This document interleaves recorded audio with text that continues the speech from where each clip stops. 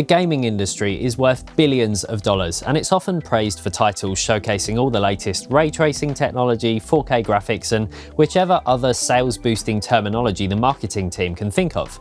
But behind all this, the end user rarely puts much thought into the work that goes into the audio development side of things. Quite often, it's a hell of a lot more complicated than you might imagine. Let's take a quick ride through history, starting with one of the first computer games released, Pong. The audio was developed by the programmers themselves and consisted of a simple waveform of varying frequencies to reflect the progress the player was making. Every time the ball bounced, the player scored, or the player missed a catch, a note would sound to signify the event. They could not use samples, so they made the sounds themselves using code. The sound was generated using an onboard chip on the hardware used to play the game, and so it was built for this one single purpose. Moving on a couple of decades, and the amount of development time put into games had progressed massively, and the possibility of what could be achieved, although still relatively limited by today's terms, had also grown massively. One example of this is the second Harry Potter game to be released, The Chamber of Secrets. This game was being developed alongside the film, and the player follows the same storyline. This enabled the developers to use samples from throughout the film, such as the voice of the basilisk, a huge snake at the end of the film, to keep the iconic scenes intact. Produced by Electronic Arts, now one of the biggest gaming studios in the world, they had a team of 11 audio producers, engineers and writers who could work alongside the game developers to make sure the audio processes they wanted to use were actually feasible in terms of processing power. In order to make the game feel like a cinematic experience, they used multiple layers of sound to create soundscapes depending on where the game's story progression was heading. This was a relatively new way of handling the audio. However, it also had a huge compromise.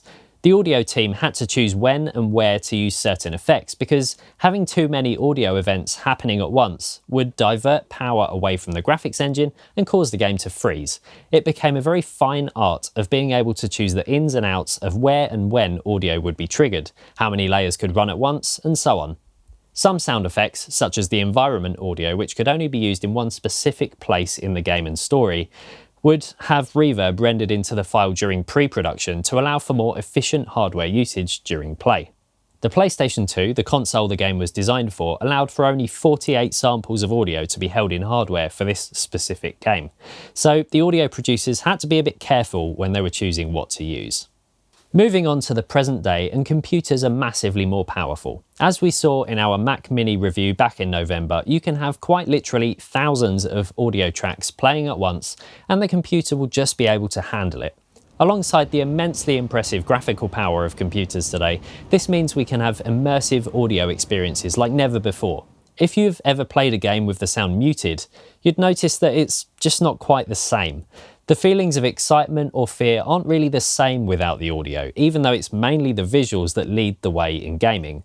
So, using the new technologies available, such as surround sound, along with incredibly detailed and complex audio production, all made possible due to both the high budgets of game studios and the advanced computer power of the modern day, we can create experiences that put the player right inside the game environment. But it's even more complex than you'd first imagine. Although most game audio consists of soundtracks and sound effects triggered by certain in-game events and locations, it's not quite as simple as just playing an audio file and the work's done. In many modern games such as Star Citizen, Call of Duty and Grand Theft Auto, the audio is manipulated depending on the environment and the circumstances in which it's triggered, often using audio physics systems which replicate what we'd hear in real life. For example, if there's an explosion in the same room as your player is standing, let's pretend for a sec that getting deafened isn't possible, you'd hear the entire spectrum of audio from the boomy bass of the explosion right through to the high treble. Yep, go for it.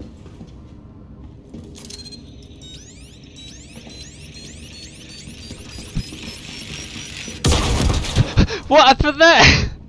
Similarly, as would happen in real life, if you were around a corner, the treble would be slightly diffused and absorbed, so you'd hear more of the lower end frequencies and less of the high end, with this effect becoming exaggerated the further away from the sound source you are.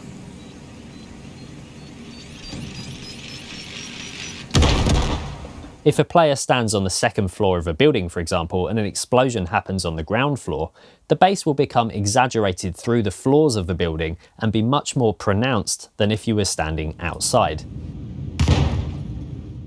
Using these physics systems, we can create environments that are incredibly realistic, not just for explosions, but for all manner of things.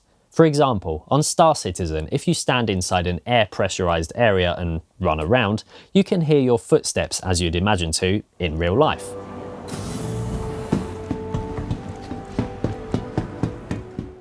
Once you step through an airlock into the vacuum of space, the treble disappears and you only hear some of the bass energy as it's transmitted through the character's body to his or her head, just like in real life.